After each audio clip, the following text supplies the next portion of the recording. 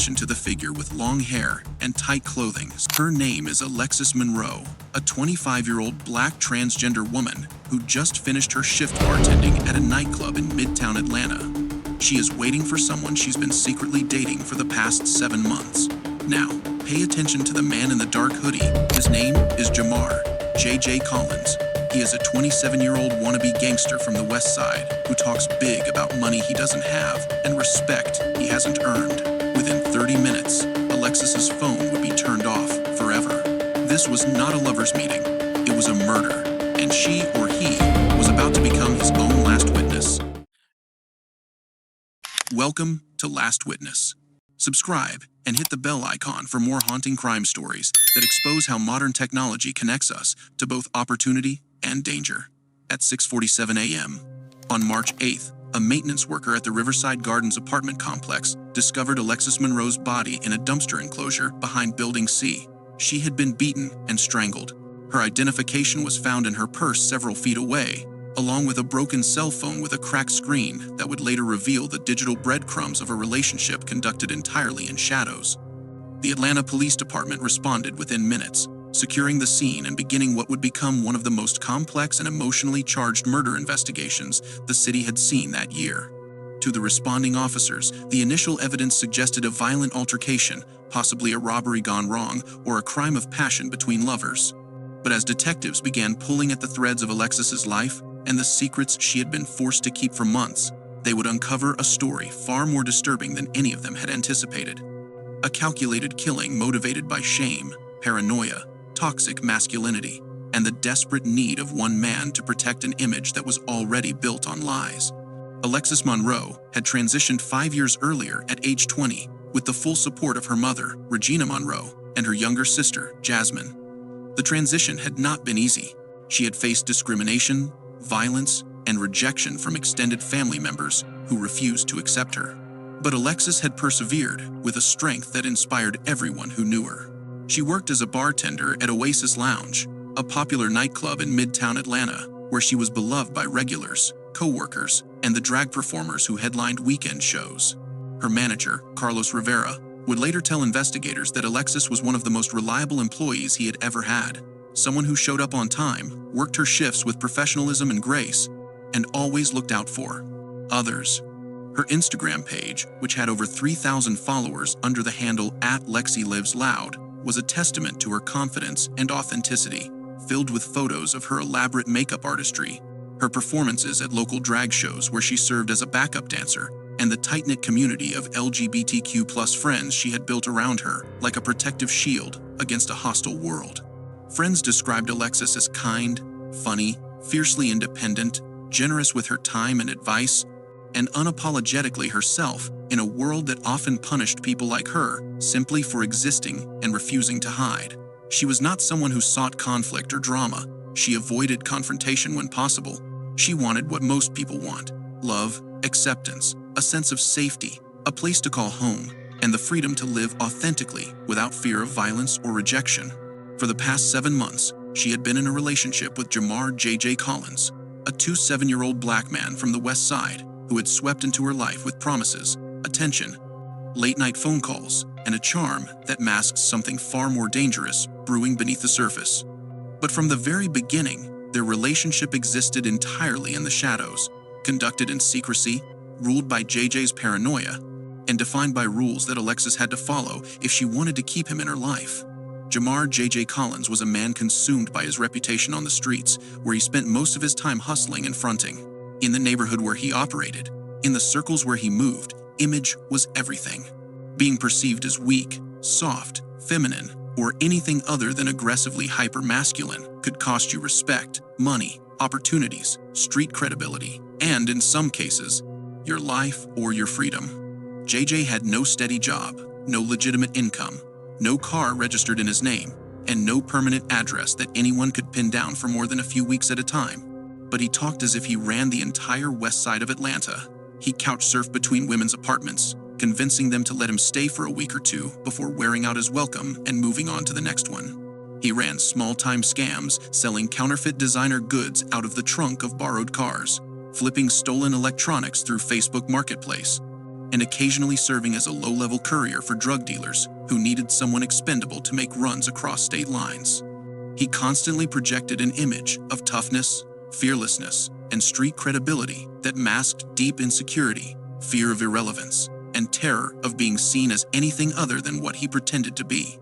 To his friends and associates in the streets, the guys he ran with, who were equally caught up in maintaining appearances and playing roles, JJ was always talking big, always claiming to have money coming in from a hustle nobody could quite verify or pin down, always presenting himself as someone who had it all figured out and was just one big score away from getting out of the game. He drove expensive cars that belonged to other people. He wore designer clothes that were either fake or stolen. He posted photos on Instagram at clubs and restaurants he could not afford, carefully cropping out anything that might reveal he was broke. But in private, away from the eyes of those whose respect he desperately craved like an addict craves a fix, JJ had been living a double life that terrified him to his core. A life that, if exposed to the people he tried to impress, would destroy the carefully constructed persona he had spent years building brick by fragile brick. He had met Alexis through mutual friends at a house party in late August of the previous year, a party thrown by someone neither of them really knew well, but both had been invited to through extended social networks. She had not been trying to meet anyone that night. She was simply there with coworkers from Oasis Lounge, enjoying herself, dancing to music that made her feel alive, living her truth without apology in a space that felt safe.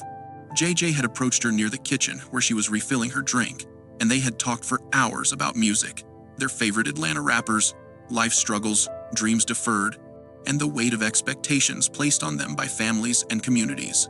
He was charming when he wanted to be, attentive in a way that made Alexis feel seen and valued in a world that often refused to see her humanity or acknowledge her existence as valid. They exchanged numbers before the party ended. He called her late that same night, around 3 a.m., and they talked until dawn broke over the city about everything and nothing, about childhood memories and future hopes, about what it meant to be yourself when the world wanted you to be someone else. For the first few weeks, it felt like something real, something that could grow into the kind of deep, authentic love Alexis had been searching for her entire life. But then the rules started. Rules that would define their relationship, suffocate it slowly, and ultimately seal her fate in the worst possible way.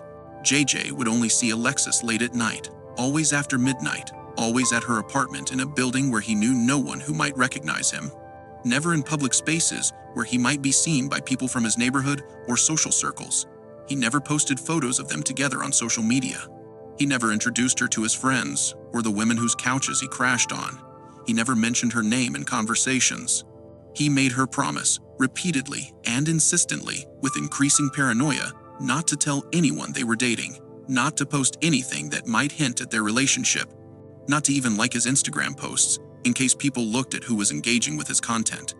When Alexis asked why they had to hide, why their relationship had to be a secret, JJ would say he valued privacy, that he did not want people in his business, that relationships moved on their own time and did not need public validation or social media announcements to be real. But Alexis knew the truth. She had known it from the beginning. JJ was ashamed. Not of her as a person, not of her intelligence or her beauty or her kindness or the way she made him laugh, but of what being with her might say about him to the people whose opinions he valued more than anything else in the world, more than honesty, more than love, more than her safety. In the circles JJ ran in, on the streets where masculinity was currency and perception was power and survival, dating a trans woman was something that could destroy his reputation completely and irreversibly. It was something that could make him the target of ridicule, violence, social exile, and complete loss of the respect he had been chasing desperately his entire adult life. Men like JJ had been raised in environments where any deviation from hypermasculinity was punished brutally, where being perceived as gay or soft or weak meant becoming a target, where vulnerability was seen as a fatal flaw rather than a human trait. And so their relationship existed in secrecy, conducted entirely through late-night phone calls that JJ would delete immediately after hanging up, text messages sent and immediately erased from his phone history, and visits that always ended before sunrise, so no one would see him leaving her building in daylight when neighbors might be watching. Alexis tolerated the secrecy because she believed JJ genuinely cared about her beneath all the fear, posturing, and self-protective lies. She believed that over time, as their relationship deepened and he felt more secure, he would grow confident enough to acknowledge their relationship openly, to stop hiding her like a shameful secret that needed to be buried. She was patient because patience had been forced on her by a world that demanded she prove her worth constantly. She was understanding because she had learned to navigate a world that often treated her existence as something to hide, mock, erase, or violently eliminate. So she extended that same grace, that same exhausting patience, to the man she loved. But as the months went on, JJ became increasingly paranoid, obsessive, controlling, and dangerous. He started asking her strange, pointed, accusatory questions during their late-night conversations. Had she told anyone about them? Had she posted anything on social media that might hint at their relationship? Had anyone seen them together? Had any of her friends mentioned his name? Had she been talking about him at work? Had she saved any of their text messages or photos? Alexis reassured him repeatedly, with endless patience, that she should not have had to summon, that she had kept their secret, that she understood the risks he faced in his community, that she would never intentionally put him in a position where his reputation was threatened or his street credibility was questioned. But JJ's paranoia only grew exponentially, fueled by whispers he claimed to hear in the streets, glances from other men he interpreted as knowing looks, jokes he thought were directed at him, and his own internal terror of being exposed as someone who loved a trans woman. The paranoia consumed him like a disease, eating away at whatever genuine feelings he might have had, replacing them with fear and eventually rage. On the night of March 7th, everything came to a violent, inevitable head. JJ showed up at Alexis's apartment, unannounced, unexpected, and completely unhinged. It was just after 2 a.m., and Alexis was getting ready for bed after finishing a long, exhausting shift at Oasis Lounge.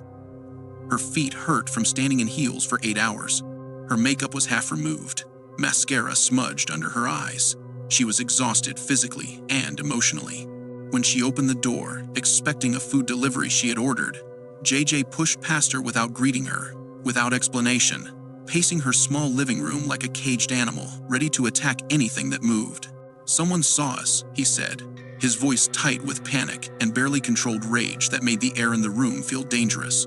"I'm hearing shit on the street, people talking, people asking questions, saying they saw me with you, saying they know what's up, saying they gonna put me on blast." Alexis tried to calm him down, her voice soft and reassuring despite the fear creeping into her chest. "No one saw us, JJ.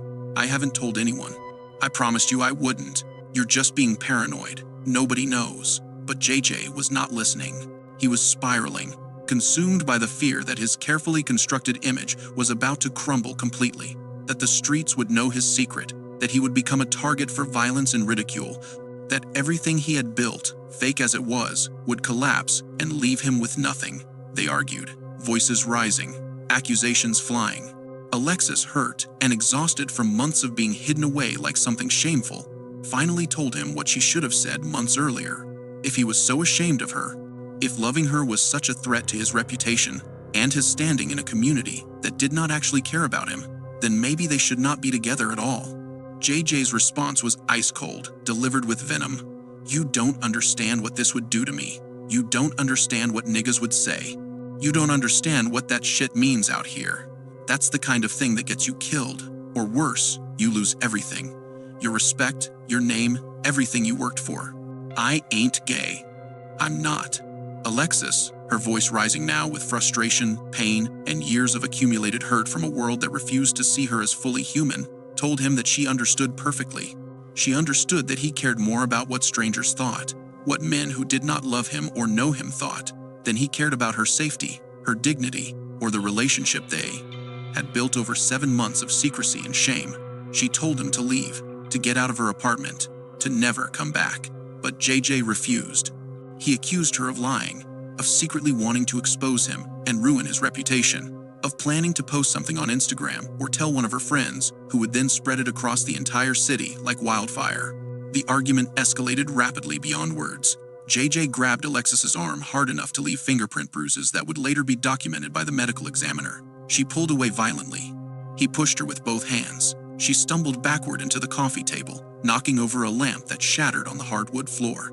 Her voice rose to a shout as she told him to get out of her apartment, to leave her alone, to never contact her again, that she was done with him and his paranoia and his shame. That is when JJ snapped completely.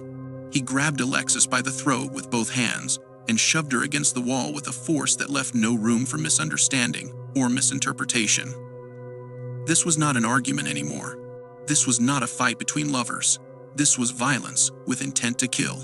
Alexis fought back with everything she had, with all the survival instinct that trans women develop from navigating a world that wants them dead, clawing at his hands hard enough to draw blood under his fingernails, gasping for air that would not come, trying to scream loud enough for neighbors to hear through thin apartment walls.